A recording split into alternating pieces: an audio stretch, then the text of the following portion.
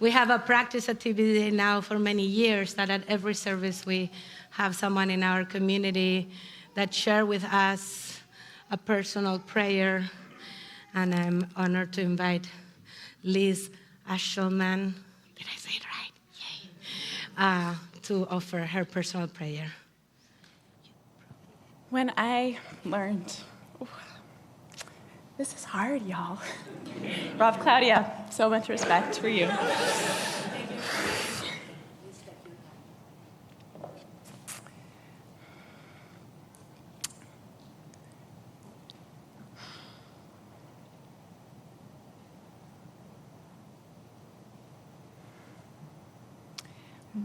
When I learned of Hamas's horrific attack on October 7th,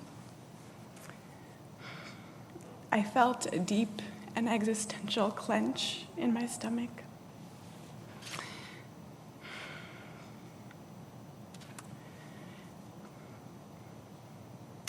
My daughter had been in the world, this big, bright, broken world, for 6 months.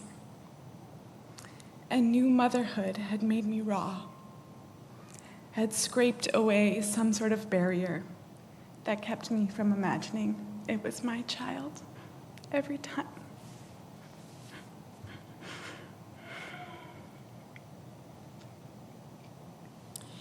To watch a video or see a picture or even hear the story or name of one person who had been killed or captured was unbearable. I shut off the valve of emotion and took refuge in numbness. But my imagination broke through anyway, pressing thoughts of the hostages into my consciousness while I did the dishes, or tried to work, or held my baby in my arms. It wasn't until I came to TBZ services that I began to feel. Gathering with other grieving Jews, I finally let myself shatter. As we sang and prayed together, I let the tears come for the first time. I felt then and feel now an overwhelming gratitude for you all, for this community, where we can hold our grief together. As the weeks passed and we watched buildings crumble in Gaza, as I watched people cram into hospitals carrying their injured children, doctors doing surgery on the floor, my grief expanded. I forced myself to look, to listen.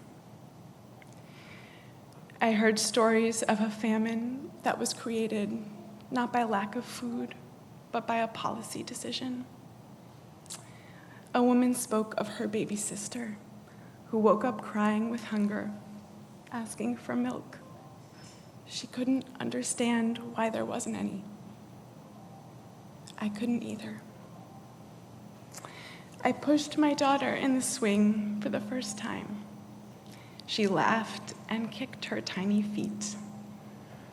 I fed her, and there was always enough to eat.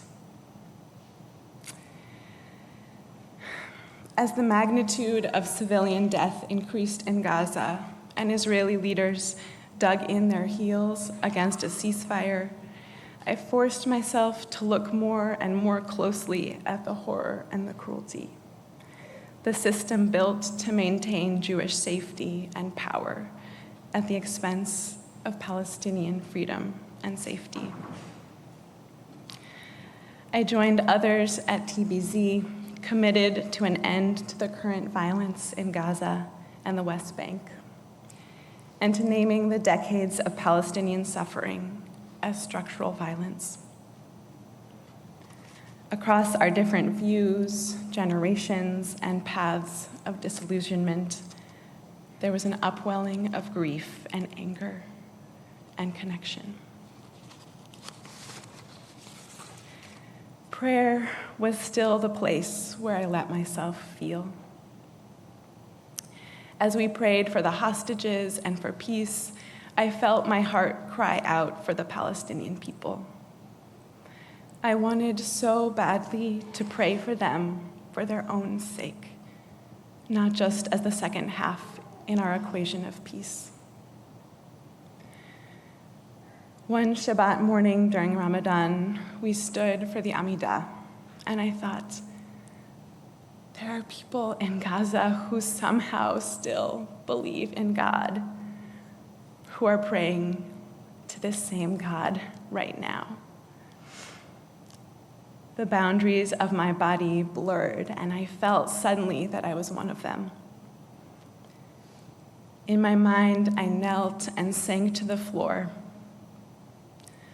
My forehead to the earth, I pounded on the ground. Stop killing us. Stop killing us. Stop killing us. While we sat and stood and took the Torah from the ark and paraded it around the room, my body went through the motions, but my soul was prostrate, pounding the floor. Stop killing us. The high holidays are a time of accounting, so let me account for myself. I have built community. I have tried to listen. I have tried to speak. I have been numb. I have looked away. I have facilitated dialogue when protest was called for. I have worried about how I was perceived. I have paid taxes that funded the dropping of bombs on civilians. I have thought about calling my representatives and haven't made the call. I have failed to act. My heart has broken, and I have cried out to God. Yehi ratzon milfanecha, may it be your will that all hatred and bloodshed should end. May the structures of violence, oppression, and segregation that keep us from knowing deep in our bones that our safety depends on their safety and our humanity depends on their humanity crumble and be blotted out from the earth. May our sense of we grow and bleed and burst until it includes all of us. And may we, all of us, know peace. Shana Tova.